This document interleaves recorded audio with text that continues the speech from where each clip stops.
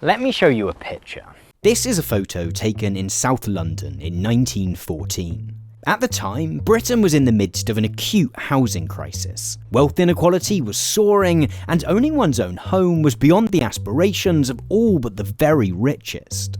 As a result, government figures estimate that around 89% of Brits were forced to live in privately rented accommodation. The quality of much of that housing was, moreover, abhorrent. Britain's cities had expanded rapidly during the Industrial Revolution as working class people had flocked to newly bustling factory towns in pursuit of jobs. And amid this rush, little care or attention had been given to ensuring the homes those workers moved to were safe or sanitary. Landlords sought to cram as many people into the available space as they could.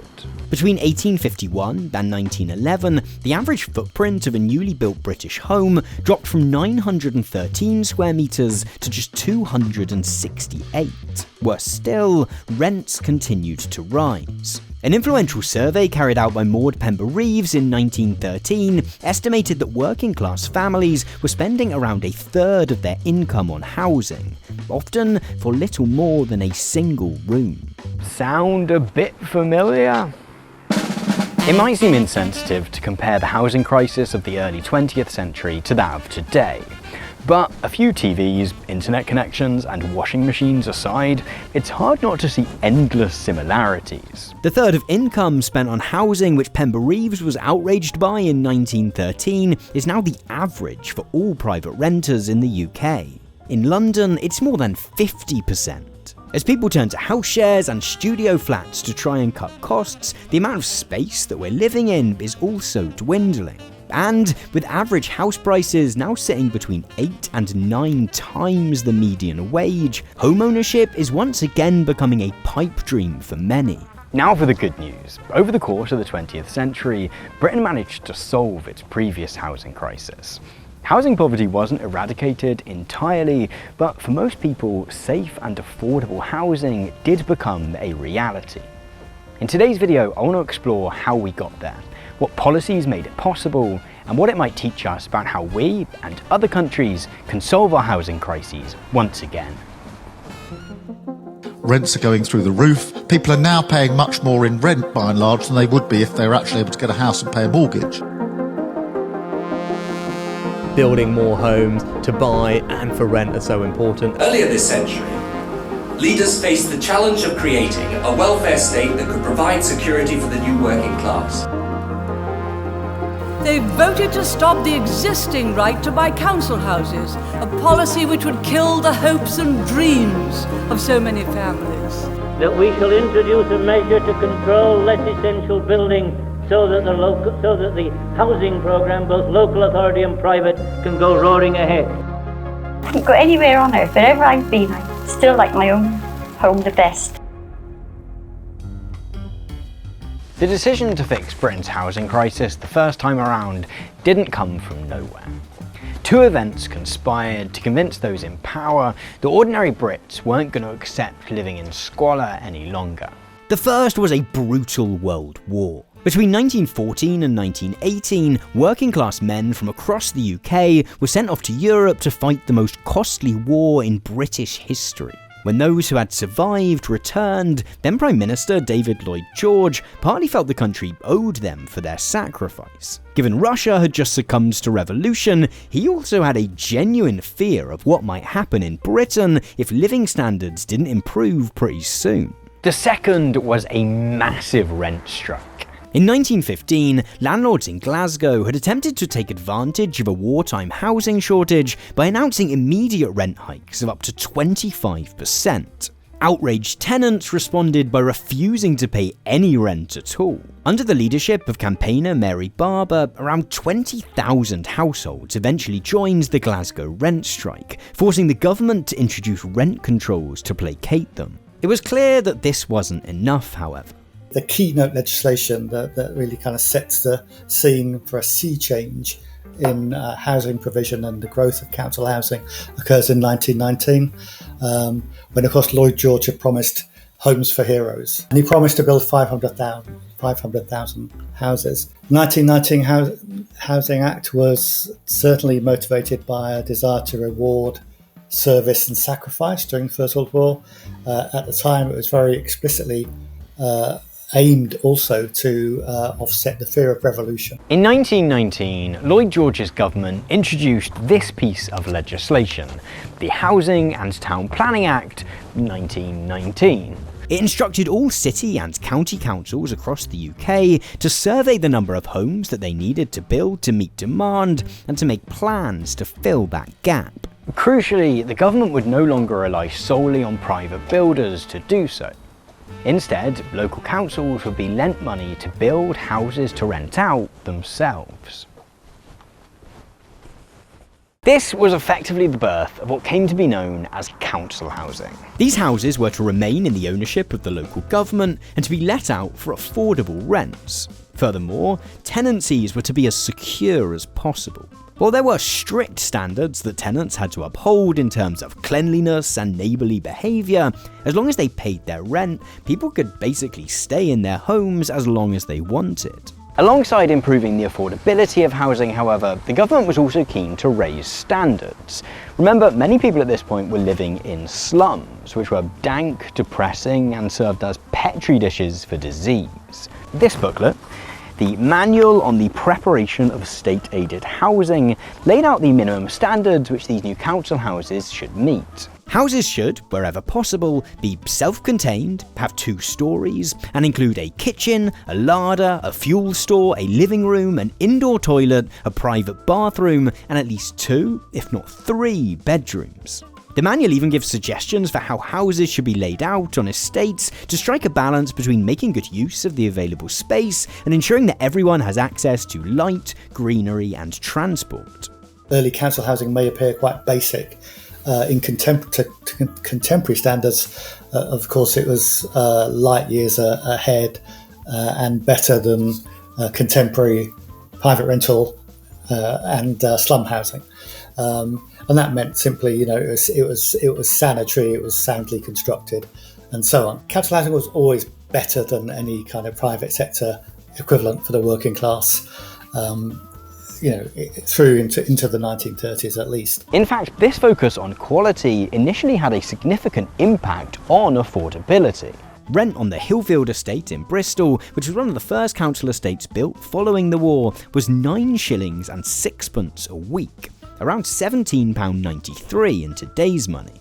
That might sound unthinkably cheap by today's standards, and was lower than what a similar property would have cost if rented from a private landlord. But it was still a significant jump up from rents paid in the slums. The result was that these first council houses largely went to the skilled working class, those in stable employment, rather than the very poorest. Over the following decades, standards were thus gradually amended to allow for cheaper units, which would be more affordable to those looking to escape the slums. The cottage-style homes favoured by the 1919 manual were joined by a number of smaller houses and mid-rise blocks of flats like these in London. Efforts were refocused on actively demolishing slums and relocating people into higher quality council-owned homes. There is, of course, always a tension, always a conflict in council housing, which is the requirement to build, obviously, both ideally, which was the gold standard, these cottage homes, but in a city, urban areas, the necessity to build tenement housing. And that's a kind of conflict which plays out right through the history of council housing into its latter days, I suppose. Whatever form they took, the scale of the project and the speed of the turnaround are hard to overstate. Between 1919 and 1938, local governments built more than 1 million new homes. Of course, in 1938, a new challenge appeared in the form of the Second World War. Working class men were once again sent off to Europe to fight, whilst women were recruited to staff munitions factories and provide medical aid. Advances in aerial bombing as a military tactic also saw many British cities decimated by the Luftwaffe. At the same time as the war brought new house building to a standstill, a further 2 million homes were destroyed in bombing raids. Rather than letting this setback stop them, however, Brits channeled the sense of national solidarity which had emerged during the war in order to try and eliminate the scourge of unfit housing once and for all. Once Hitler had been defeated, UK voters opted to unceremoniously remove their own wartime leader, Winston Churchill, from office and elect one of its most progressive governments ever. Housing became the responsibility of this guy, Aneurin Bevan. Bevan believed that council housing could do more than simply provide shelter for the very poorest. Instead, he thought it could serve a means of breaking down social barriers between rich and poor. From the very start, there'd been a big debate over whether council housing should only be available to those who couldn't afford to buy or rent privately, or whether it might provide a more general provision to anyone who needed it. Not until you get to the first majority Labour government, 1945-51 and the 1949 Housing Act after the Second World War, where you have a clause which specifically removes that qualification, which specifically states that council housing is available to all sections of the community. And this was, Labour as a left-wing party, of course, as quite a radical social democratic party in that post-war period, had a vision of housing serving general needs. This was the technical phrase, general needs, i.e. a cross-section of the community. Bevan was adamant that there were huge benefits to the latter approach. He told Parliament in 1949 that it was entirely undesirable that on modern housing estates only one type of citizen should live. If we are to enable citizens to live a full life, if they are each to be aware of the problems of their neighbours, then they should be drawn from the different sections of the community. To this end, and despite a continued shortage of materials from the war, the Labour government built a further 1 million houses in just 7 years, more than in the 2 decades of council housing between the wars. Perhaps more notably, in the years following the Second World War, the belief that the government should play a role in the building and provision of housing came to be a firmly bipartisan affair. Previously, Conservative politicians had generally been quite sceptical of the idea, but by now it would have been electoral suicide to oppose it. When the Conservative Party returned to power in 1951, they did so partly by promising to build even more council homes than the Labour Party had done. And this wasn't just electioneering, they came good on that promise. Under Harold Macmillan's tenure as housing minister in the early 1950s, the Conservatives twice built more than 200,000 homes in a single year. It's very windy up here. Between 1945 and 1979, local councils in the UK built more than 4.4 million new homes, leaving a total stock of 6.5 million. These homes took on various styles. From 1951 onwards, standalone houses and mid-rise flats were joined by a series of what then seemed like towering new high-rise buildings. Architects working on these council flats often saw it as an opportunity to experiment with form and function. Various styles of modernism began to fill the landscape, and many cities gained buildings whose silhouettes would become key local landmarks. In 1956, actually, the Conservative government of today passes legislation which provides a special subsidy, an increased subsidy to local authorities building over 6 stories in height. So there are lots of incentives, and so late 50s into the mid 60s is the classic era of tower blocks, slab blocks, but high multi-storey housing.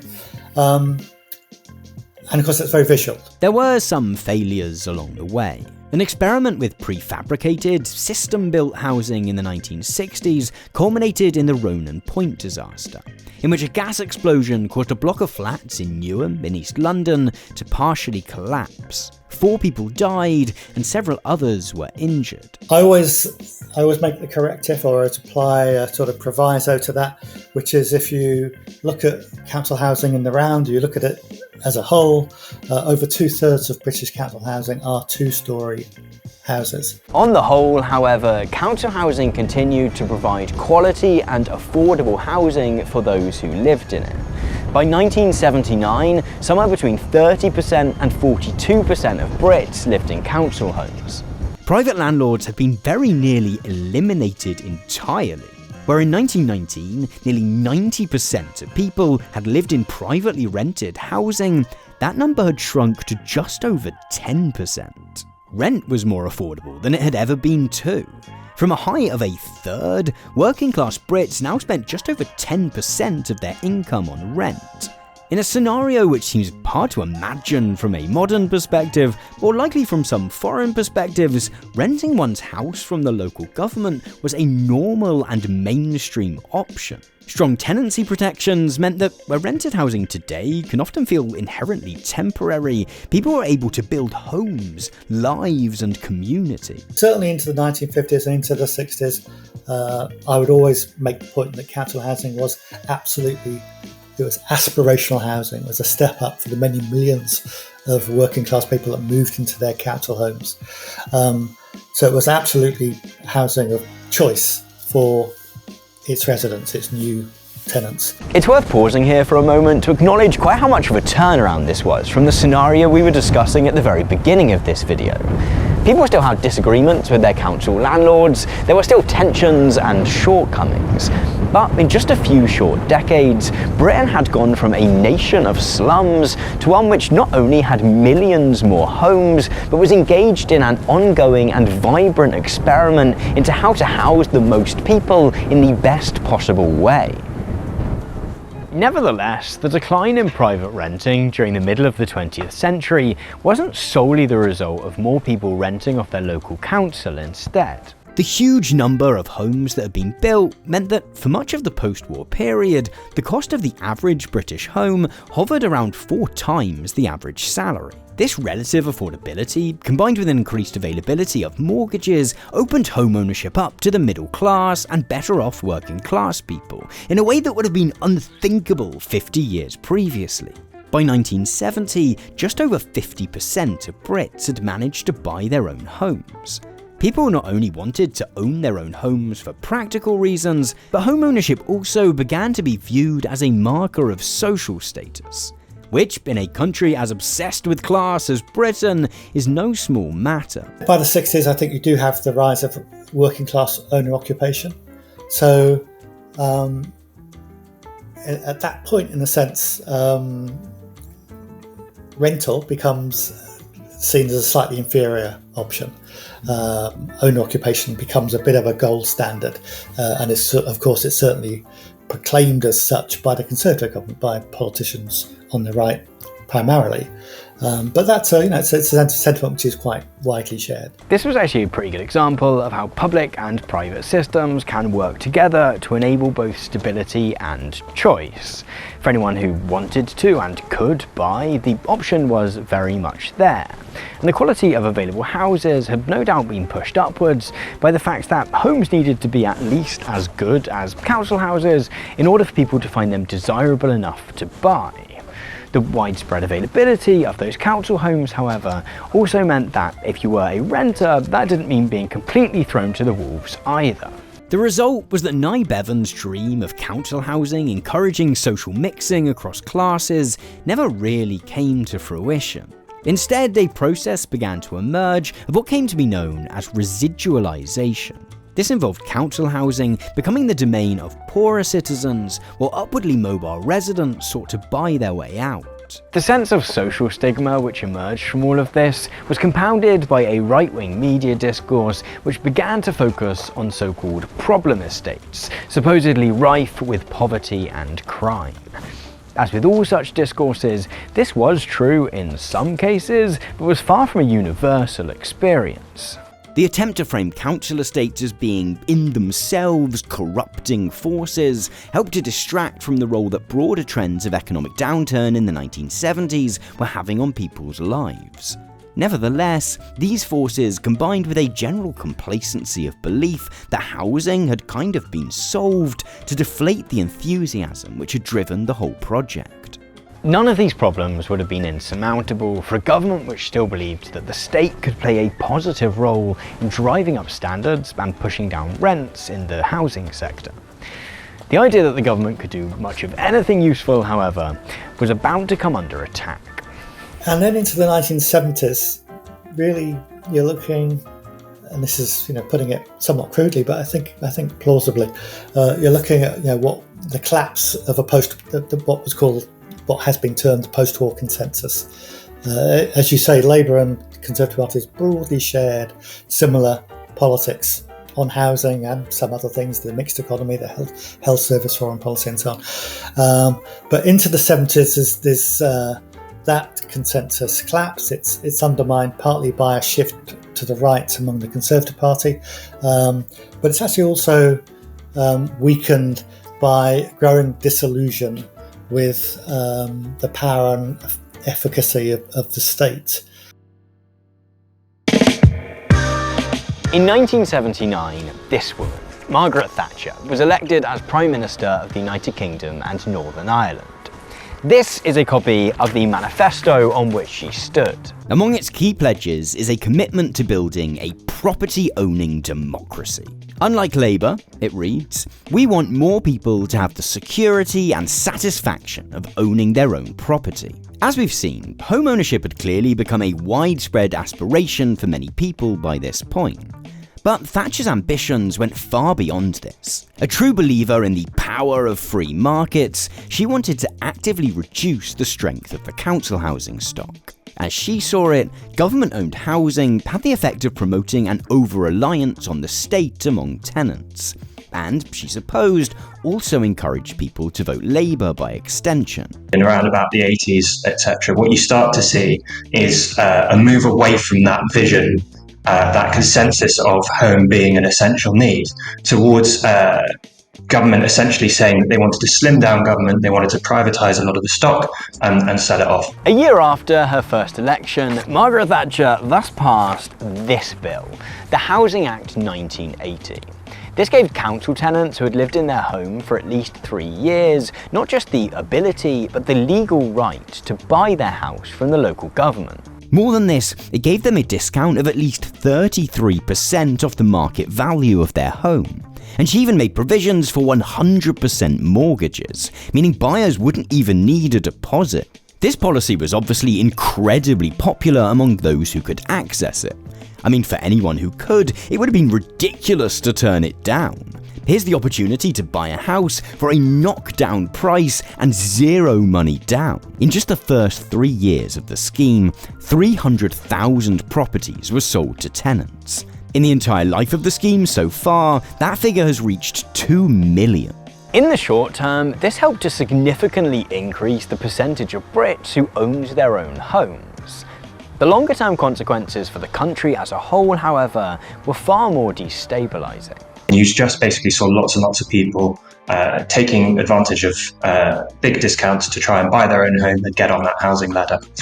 It was a shift essentially away from people having a decent home as a need and a right, towards people being able to use homes as an asset, as something to get wealth. See, by the 1980s, the number of council houses being built was already starting to dwindle. But Thatcher made this trend terminal by effectively banning local councils from building new homes to replace those that they sold off. Much of the money raised went straight to central government to fund Thatcher's tax cuts to the rich and pay down the national debt. Put simply, the financial mechanisms have been designed in such a way that if you sell off a social rented home, it's not really affordable for councils to be able to take that money that they've got back to build one for one. And we've never reached a point in the entire history of Right to Buy where those homes have been replaced one for one, and we're actually losing far more than we're building. This was an era of massive privatisations in Britain. Over the next couple of decades, the UK's energy sector, its water sector, its telephone network and railway networks were all sold off to private investors. The great sell-off of council housing, however, was by far the largest of these privatisations, with millions of homes which had previously been owned and managed by local governments placed into private hands. The introduction of the right to buy was as massive a turning point in the history of British housing as the initial introduction of council homes had been in the late 1910s. The scheme helped keep the Conservative Party in power for 18 years, and genuinely changed the lives of many. It was seen as opening a new door to social mobility, which would have taken a cold-hearted politician to close. In fact, when, in 1997, the Conservatives were finally ousted from power by this guy, Tony Blair, he opted to maintain the policy in its entirety. More than just allowing further homes to be sold off, however, Blair's government gave up almost entirely on replacing those homes with new ones. Over the course of 13 years of government, the Labour Party built just 7,870 council properties across the entire country. When a council wants to build, if you think about it from a council's perspective, they need to borrow money to build, they need to get money from central government in order to be able to build going forward. If they fear, as we're already seeing on some of the newer social housing developments, that those homes are going to be sold off at a big discount, there's no point in financially investing in building as a council, because you may actually lose that unit from it being sold, and you don't get the long-term benefit, which is what your entire initial investment's based on. As with many of Thatcher and Blair's reforms, the hope had been that the guiding role which had previously been played by the government in housing would now be taken up by the private sector. For those looking to buy or rent privately, for-profit builders and landlords would step in, with a belief that competition, rather than active state regulation, could keep prices low. For those unable to afford market rents, a group of not-for-profit organisations called housing associations would take up the role of providing subsidised housing at more affordable rents. As anyone living in the UK will know, however, neither of those hopes came good. For one, private sector building has never expanded to soak up excess demand. Since the government's all but total retreat from house building during the 1980s and 90s, private building has actually trended downwards. With no government-led house building to compete with, large house building companies have stood accused of being intentionally slow to build on plots of land they have ready to go, in the hopes of keeping house prices as high as possible. If I am a local builder, I am never going to build more than the local market can absorb, in inverted commas. What that effectively means, if you put it in really simple terms, is I'm never going to build enough to drop prices, because that's just against my fundamental business model. And therefore what they do is slow down building in a local area, and will actually just drip feed that market on in terms of the homes, rather than building out at speed and selling at a potential lower level than they could do. If that is their goal, then they've been incredibly successful. As you can see from this graph, during the 1960s and 1970s, house prices generally sat at a little over 4 times the average income. But they've now risen to the point that buying a house is likely to set one back between 8 and 9 times the average salary. It's worth remembering that the explicit goal of the Right to Buy scheme was to increase the percentage of Brits who owned their own home. And the initial sell-off did briefly manage to do so. By 2003, a full 71% of people in the UK had managed to get on the property ladder. But as prices have risen and risen, that number has begun to slump once more. By 2024, it plunged back to just 65%. The private market just simply isn't going to deliver the levels to drive down the cost of housing. And it never has. The last time we hit 300,000 homes a year, which is the amount that the government says it needs to build, was in 1969, and nearly half of them were council-built social homes. As soon as we've cut down those council-built homes, you've just seen house prices skyrocket, and the delivery of homes actually kind of nowhere near reaching those levels, they say. Which might not have been such a problem if there was still the safety net of affordable social housing to fall back on. But the Right to Buy sell-off, transformative though it may have been for some individuals, has meant that that's no longer the case. During Margaret Thatcher and Tony Blair's tenures, many of the council homes which weren't sold were transferred over to housing associations, with the belief that these third sector organisations would be better landlords to those on lower incomes than councils. Yet, the challenges to this have been twofold. Firstly, housing associations have never really had the means to build meaningful numbers of new properties. What's now often referred to as social housing has thus gone from being a widely available provision to something which has to be rationed to those in the most need. As things stand, nearly 1.3 million low-income people are currently stuck on waiting lists for council or housing association homes. The result is that the overall quality of the homes which remain is generally lower. While good social homes do still exist, media stories of deplorable conditions, including black mold, cockroaches, and overcrowding, abound. As financial pressures have caused housing associations to grow and merge into ever larger organisations, tenants have reported cultures of unresponsiveness and victim blaming for clear institutional failures. What tenants have complained about in many cases is that housing associations, have a bit more like private entities. And of course, if they're being pushed to make efficiencies within their business, then what they'll tend to do is maybe have one, cut down the number of housing officers that are looking after a certain number of units. That means that their attention split. So when a social tenant has a problem, they might find that their housing association housing officer isn't really able to be quite as nimble or as address those issues, and is often just trying to bat off people rather than actually try to address them. As we saw, during the 1970s, private landlords were effectively on their way to being abolished entirely in the UK. Official figures show that the number of people renting privately plummeted from 89% in 1914 to just 10% in 1979. In the years since, however, a cottage industry of private landlordism has risen up to overtake social housing and become the second largest provider of housing once again. The most obvious impact of this has been on cost. A recent article in Landlord Today suggested that private tenants are now spending an average of 38% of their take-home pay on rent. In fact, this article on the website of estate agent Savills suggests that the rents that landlords can charge now has little to do with competition and is instead limited only by an affordability ceiling, above which tenants simply cannot afford to pay. So at the moment, we've got record levels of homelessness. There are about 150,000 homeless children right now. We have rents at their highest level since records began and rising, faster than they have done in many, many years.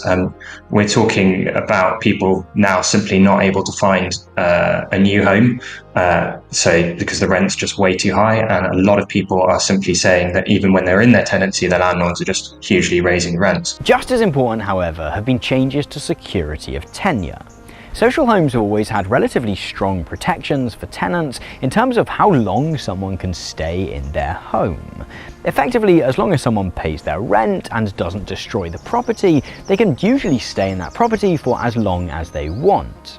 What often goes less acknowledged is that, for much of the 20th century, similar stipulations were enforced on private landlords too. The understanding was that for people to be able to rent a property and then make it a home, they needed to have some certainty that they weren't going to be thrown out on a whim. Thatcher had another surprise for us here. In 1988, she introduced these things: assured short-hold tenancy contracts. These allow landlords to let out properties for a minimum term of just 6 months, after which they can evict a tenant with just 2 months' notice. Naturally, pretty much all landlords now use these contracts. They give them a huge amount of power to simply throw a tenant out if they want to sell up, or if the tenant makes too many maintenance requests or doesn't agree to another rent hike. In 1988, the housing regulation around renting was basically torn apart, and that basically meant that renters had lost their rights. They could be evicted for any reason, which means they can't challenge unfair rent increases because the landlord will just kick them out if they start complaining about it, and then when they do, they simply can't find anywhere else to go. Amid all this uncertainty, unaffordability and black mould, it's hard not to perceive the UK as having arrived firmly back at this picture. After multiple decades in which the country had all but solved its housing crisis, we've effectively legislated to actively create one once more. But what might we learn from the UK's great 20th century experiment with council housing in trying to fix the housing crisis today?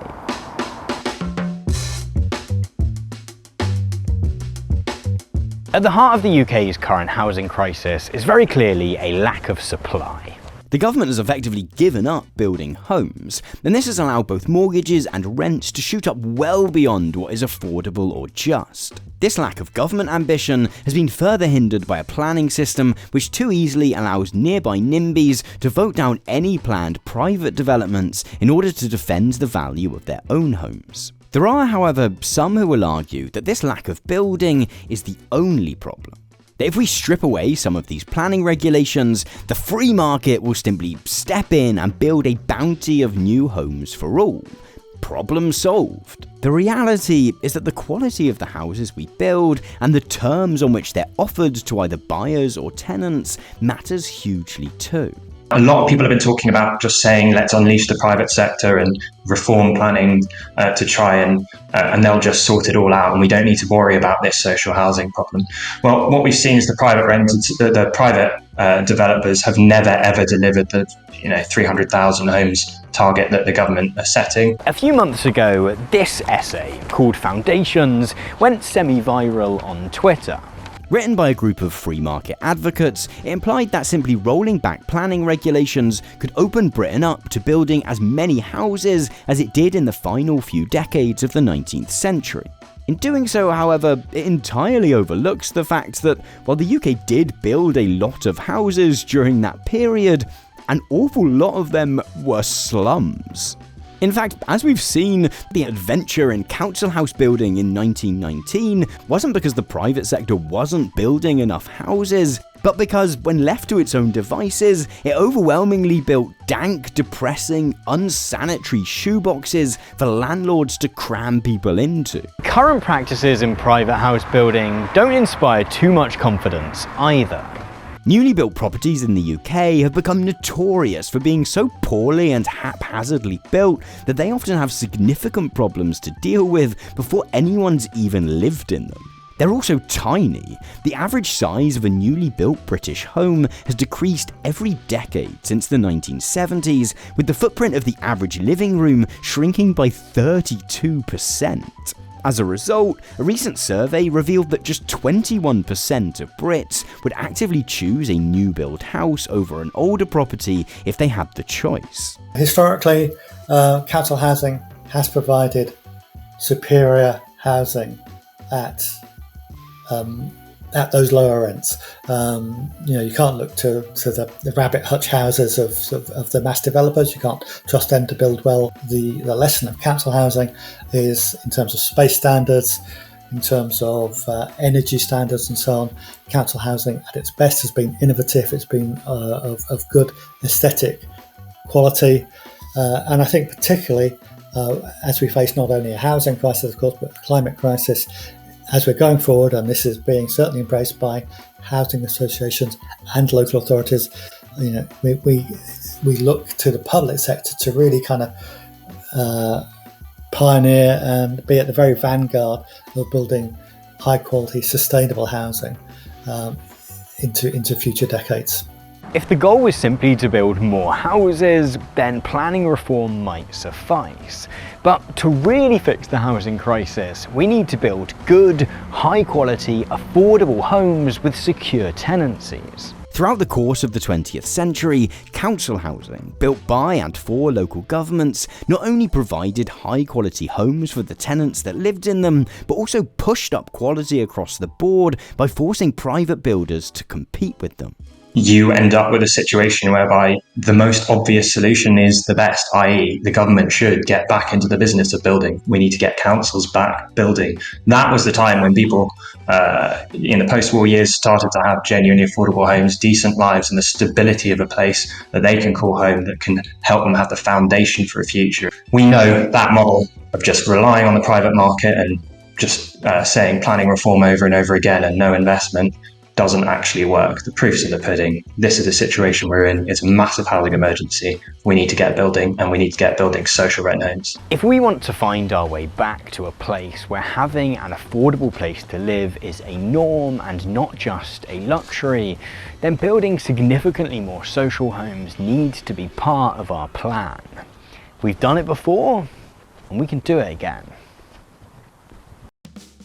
The steep rise in house prices and rents over the past couple of decades has turned housing into a deeply generational issue. For many in our parents' generation, home ownership was a fairly achievable aspiration.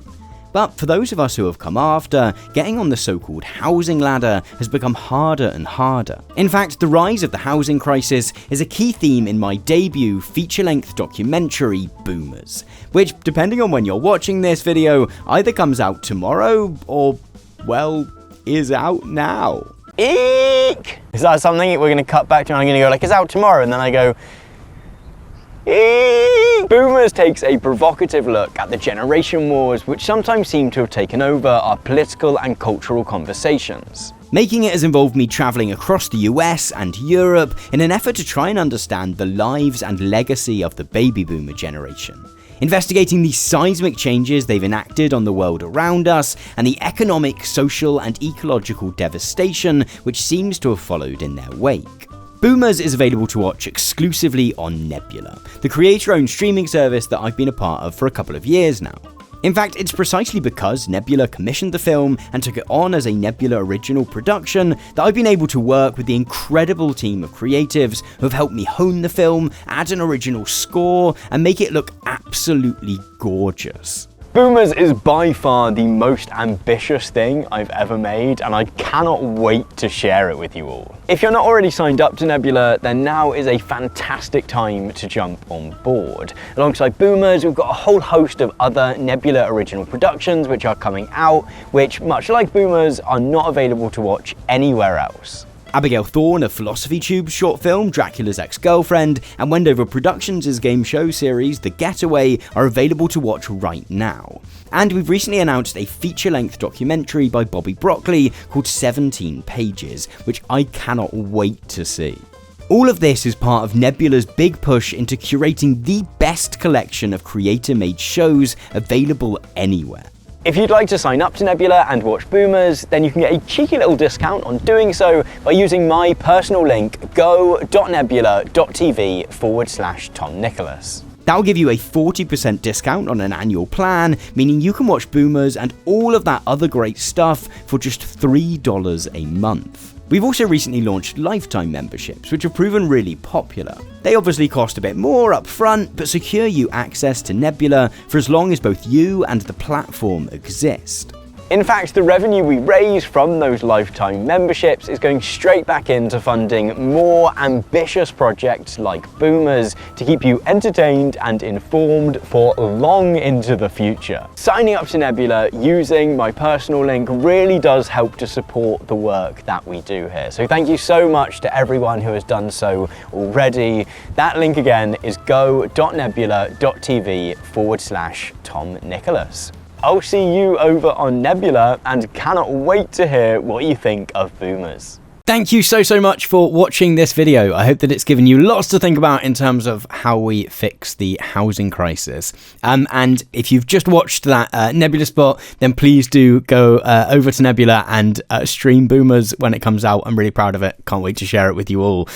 All that's left for me to do is to thank my top tier supporters over on Patreon, who are Agent Maxwell, Alexander Blank, Amit Singh Parahar, Bill Mitchell, Dickon Spain, Fiasco Linguini, Gabriel Koch, Gary, Glenn Sugden, Jarabar, Jimmy Dunn, Lisa Yuan, Neil Zabildgard, Paulius Edicus, Richard Rapoon, Sergio Suarez, Sophia R, Strange Weekend, Yillimson, ZC Reese, and Zoe Alden. If you want to join them in getting access to early little looks at stuff that I'm working on, copies of scripts to my videos, access to my weekly blog, the Friday update, and a bunch of other stuff, then you can find out a little bit more about how to do so over at patreon.com/Tom Nicholas. But other than that, thank you very much for watching once again. Please go ahead and stream Boomers, and I will see you over in the next video.